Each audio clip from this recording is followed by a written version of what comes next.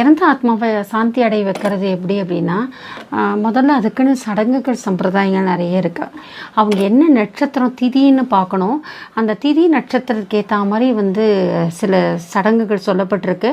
அதை நம்ம ஃபாலோ பண்ணணும். எப்போ பாரு அவங்களே நினச்சி அழுதுகிட்டே இருந்தோன்னு சொன்னான்னா, அவங்க ஆத்மா ஐயோ இப்படி விட்டுட்டு போயிட்டோமேன்னு சொல்லிட்டு சாந்தி அடையாது. இறந்தவங்களுடைய பகைமையை இறந்த உடனே விட்டுடணும். உங்களோட பகைமையை பற்றி பேசக்கூடாது. அவங்கள பற்றி மோர் துவேஷிக்கிறோம்ல, அவங்கள பற்றி மோர் திட்டிகிட்டே இருந்தால் கூட அந்த ஆத்மா சாந்தி அடையாது. அதனால தான் இறந்த விட எப்போதுமே மௌனமாக இருக்கணும்னு சொல்லுவாங்க. பார்த்துருப்போம், ப்ரொசஷன் கூட மௌனமாக இருக்கணும்.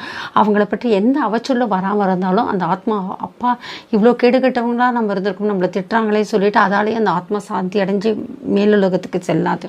முளைப்பாரி விடலைன்னும் போதே நம்ம உஷாராயிடணும். அதுக்கப்புறமே நம்ம என்ன பண்ணணும், அந்த 16 நாளுக்குள்ளேயே என்ன பண்ணிடணும், என்னென்ன சடங்கு சம்பிரதாயங்கள் மூலமாக அதை நிவர்த்தி பண்ண முடியுமோ அதுக்கு நிவர்த்தி பண்ணலாம்.